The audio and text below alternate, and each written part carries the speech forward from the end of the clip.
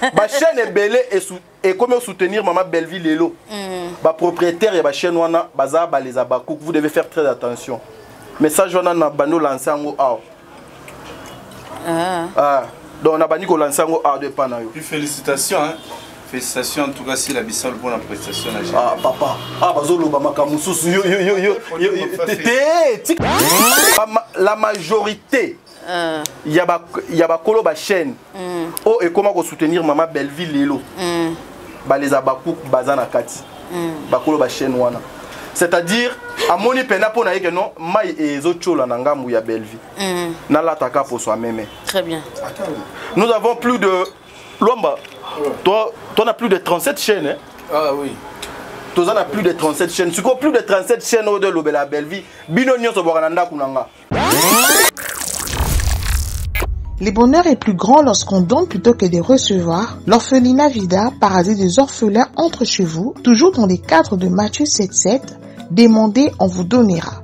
Alors si nous sommes là avec mes soeurs, mes enfants, mes chéris, juste pour nous rappeler le message au Samina Bisso que tous là les orphelins ont besoin de nous. Alors les lots qui n'a jusqu'au rappeler na Bisso que orphelinat Vida ils allaient toujours coexister, bana baza toujours na besoin na Bisso. Si nous sommes mandatés par notre Dieu. Alors voilà, le temps nous est donné et on met le message au Père Kolobete tous là premier amour na Bisso ya ko soutenir bana na pour le lobalia bana lo pour le lobatanga bana na pa balala na place ya bien. C'est pourquoi nous avons besoin de votre aide financière tant qu'autre pour soutenir ces enfants et leur apporter de la joie. Même les plus petits gestes de votre part seront très appréciés et suffisants pour atteindre notre objectif. Awa tozali na orphelinat Vida Jardin d'Eden. Esika oyo to encadrera bana na biso, bana na bino. Soki toyaka mingi pa na bino, ezaka mingi pona lisungi ya bana. Awa tozali difficulté ya mai. Boye de biso ba citerne na mai poto gardaka mai. Bana bazangi bambetu ya kolalela na bamatela biloko akolia boyebi keno bana baliaka chaque jour lokola batu nyonso bilamba kolata bakisi boyebi pe bana bakendaka classe. En tout cas botika biso te bosunga biso. Nous devons vraiment soutenir nos enfants. C'est nous qui sommes leurs parents maintenant. Pour l'amour de Jésus-Christ, venez en aide, venez soutenir ces enfants, ne fût-ce qu'avec $1, $2, $3, $5, ça va changer la vie de ces enfants. C'est lui qui a pitié du pauvre, prête à l'éternel. So please donate today. Through your donation, no matter how big or small, can make a difference in these children's lives. Appel pour soutenir, appel pour faire un don pour la gloire de Dieu. Que Dieu vous bénisse. Pour ce, papa, maman, grands frères et grandes sœurs, vos dons permettront à ces enfants de survivre. Alors soyez généreux envers eux, car ils n'ont pas décidé de leur sort. Pour toute question ou demande d'information, n'hésitez pas à nous écrire et faire parvenir vos dons. Que le Seigneur vous bénisse.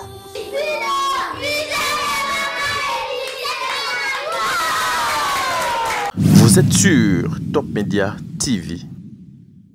Oh là, oh là, oh là, oh là, oh là, oh là, oh là. Voilà. Eh, anniversaire, Pénin, on a un petit peu de Tantôt, Moum, Bonnie. Petit peu costaud, on va coup, oh, mais il y a un moment là. Badamas, ba whisky. Eh.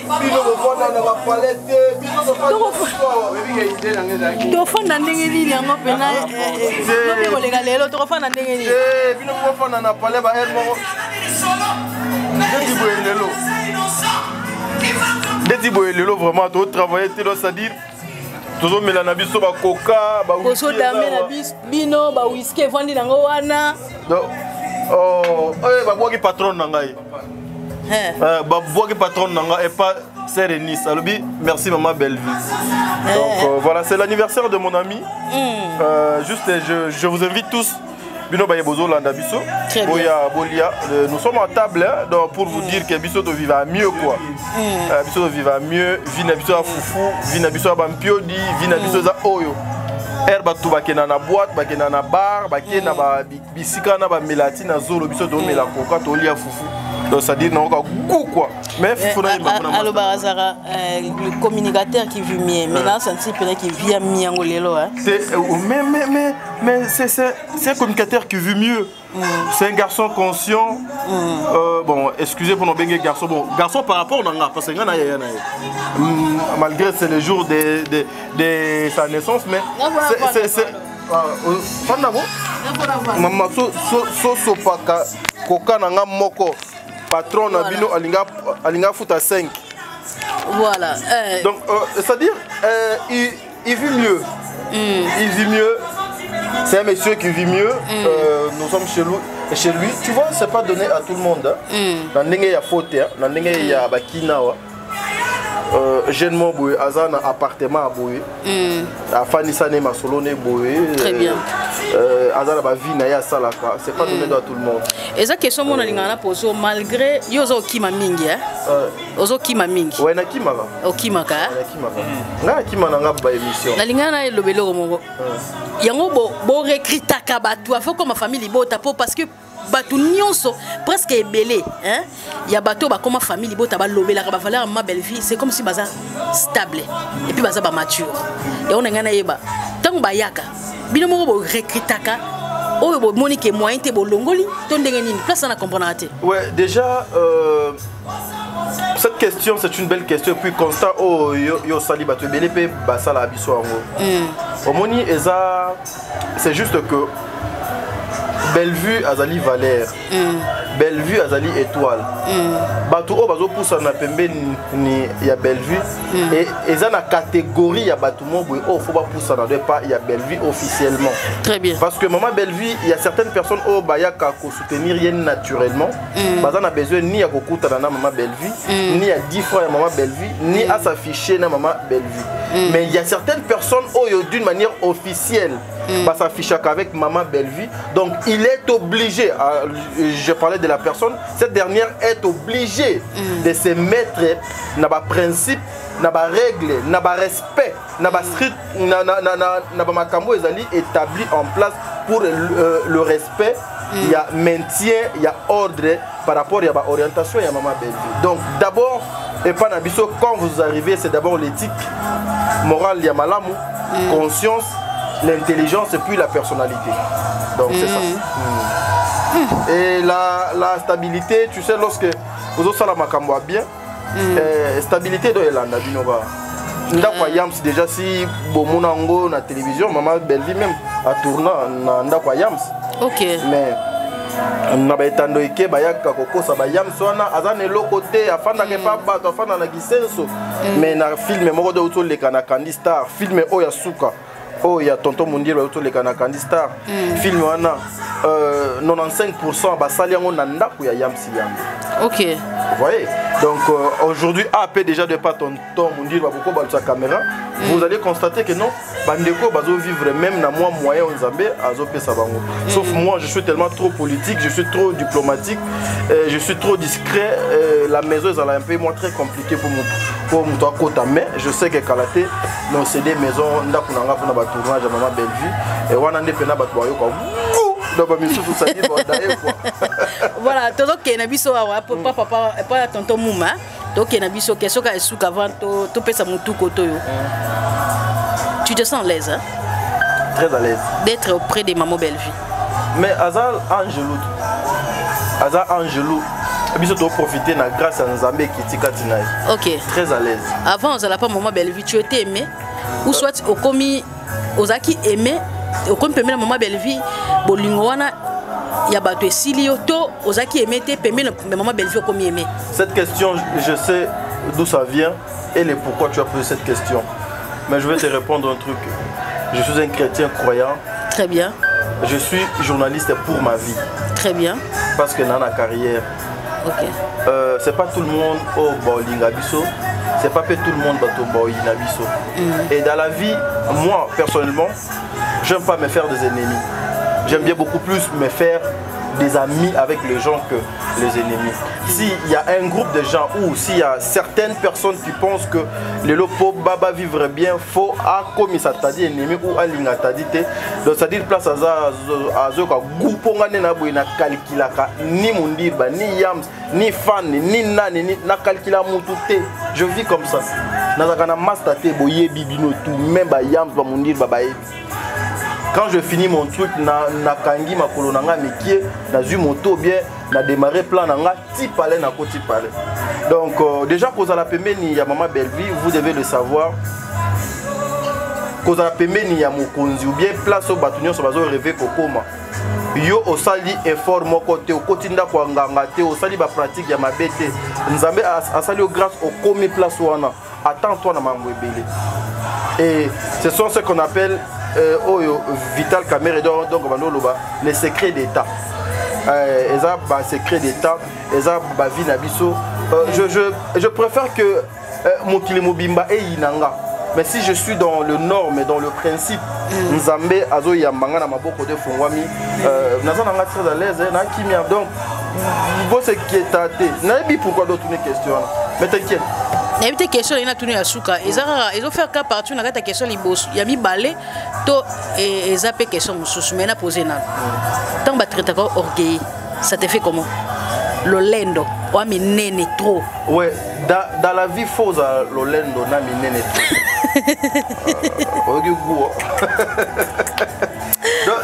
C'est-à-dire, dans la vie, il faut être orgueilleux. Faut aminer. Mais comment santé va bien limiter pour celle de la gloire? Mais ce qui nazali na komi qui tisana tembelenza me doit tombolanga. C'est-à-dire, ce sont le mal compris. Ok. Aujourd'hui, nous souffrons de ce qu'on appelle, il y a un problème, il y a acceptation, il y a batu. Batu bazo linga ko ndima existence ya batu te. Ok. Mutu azan a besoin. Bandima au petit mais costaud aza. Mais oyo mondir baza mutu azan a besoin il y a ndima ngote. Très bien. Orgueilleux sur quel plan? Parce que na lingananga au fan na balisanga batute. Parce que na lingananga ko solo la mingi na batute na téléphone. Parce que je vis au moins place on a dit que balisanga 5-6 personnes baza ngana za la 7e. Batuana nyonso toutes les personnes oyo Nini, excusez. Façon na wana ezaki kalato et depuis kala. Ok, très bien. Omoni bato ba yebinga. Nakanisi Dieu merci mon dire ba pas de doit ba casque. Non, yo kamina non. Ceux qui na bengi dada moi na mama top. J'ai connu dada azaka le donc camarade le kinanga tana kuluma. Le kinanga.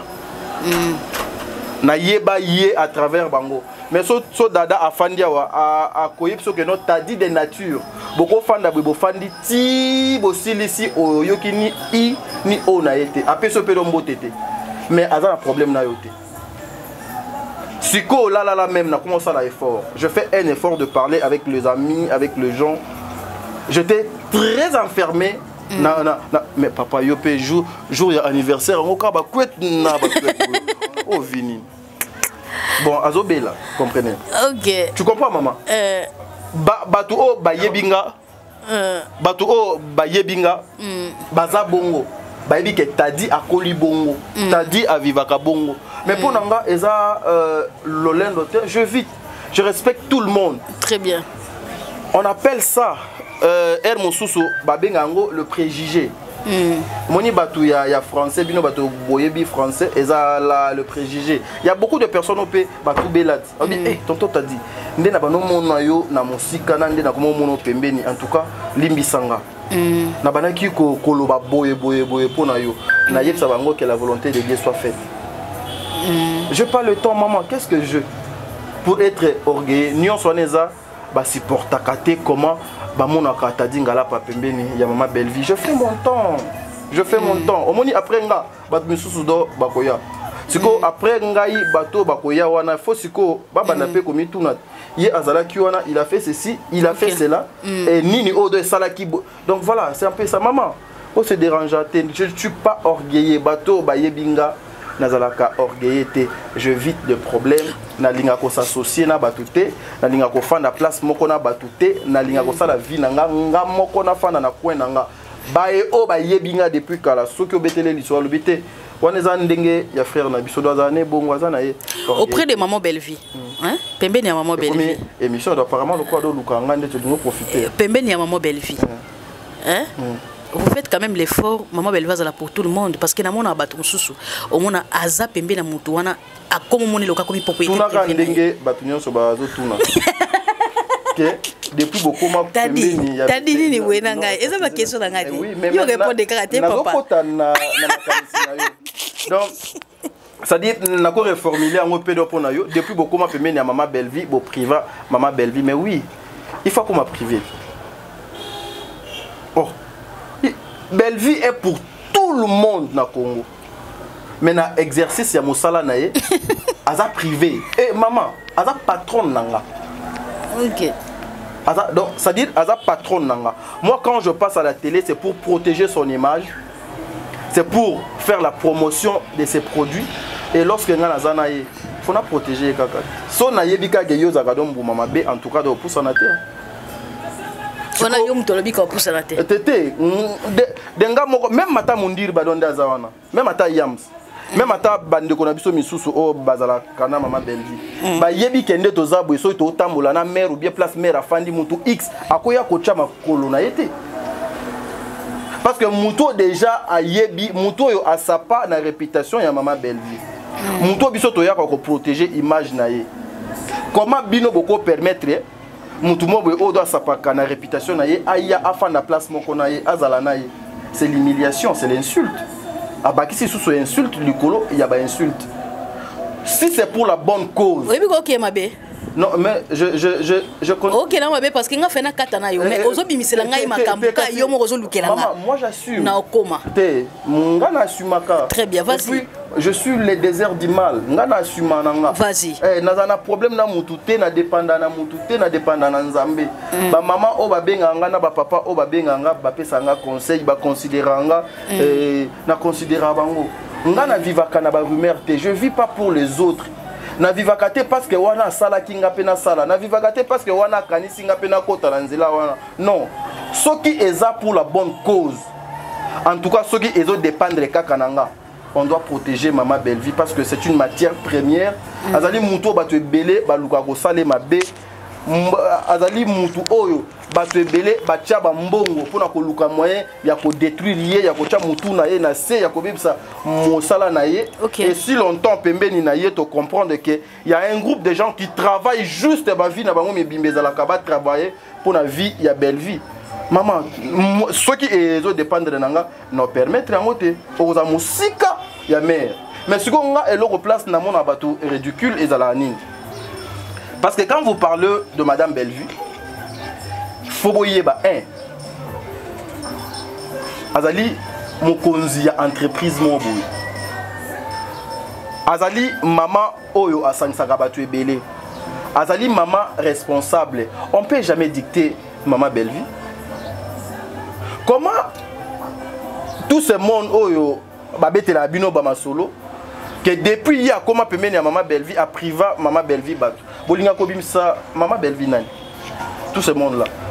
Balinga kobimisa maman Bellevie nani. Parce que moi je peux jamais dire dans maman Bellevie ko sala ngote. Mère ko sala ngote oh namoni voiture ya massa na moko ya ba massa na namoni voiture ne ezokota yamsi yambe. Après boye bolo ba isuzu ke lolendo.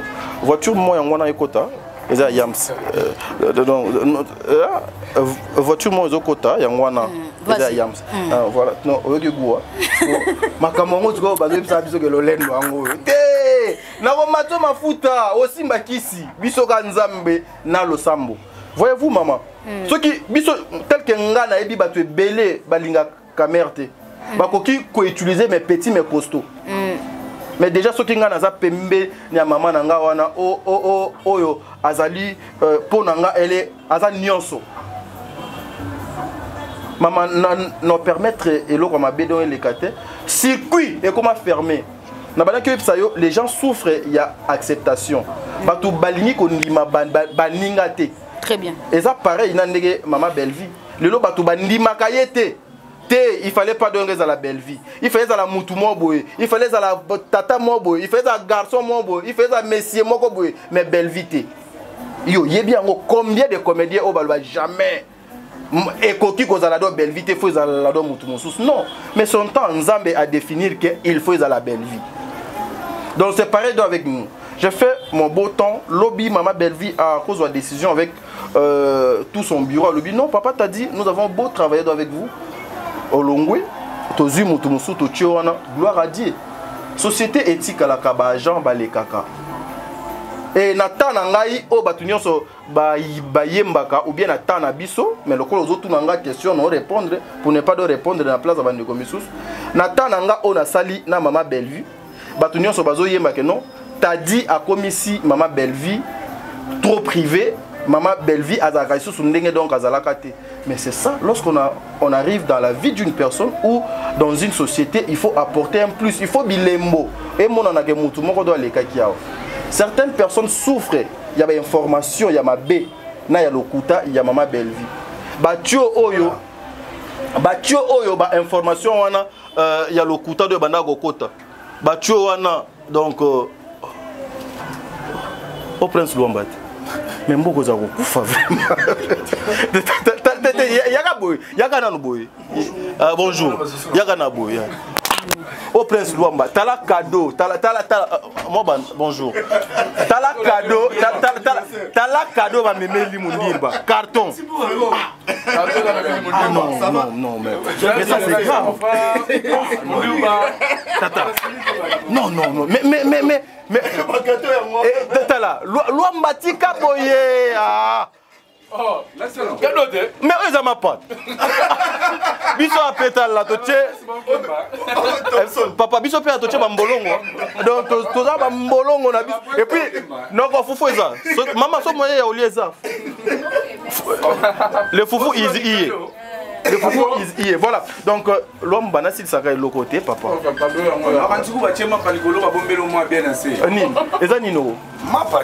Ah, mais Prince Bima. Voilà. Donc c'est ça. En tout cas, na moni ba massa ba komi moi belé, peut-être ba loba. Donc c'est pour dire quoi yaya. Batubano la loi attentive. Ouais. Donc na bossa nité. Panza ma quantité ça on pas ça. Ça dit yondo abongo ozoka. Donc c'est-à-dire lorsque Bayaka na vie à mout, même une femme, il faut apporter quelque chose. Même sur le plan, il y a Bolingo. Très bien. Ouais. Moi, ce que je fais, c'est mon temps. Tant que ce coquille balongo linga, pembe na maman Bellevue nakei.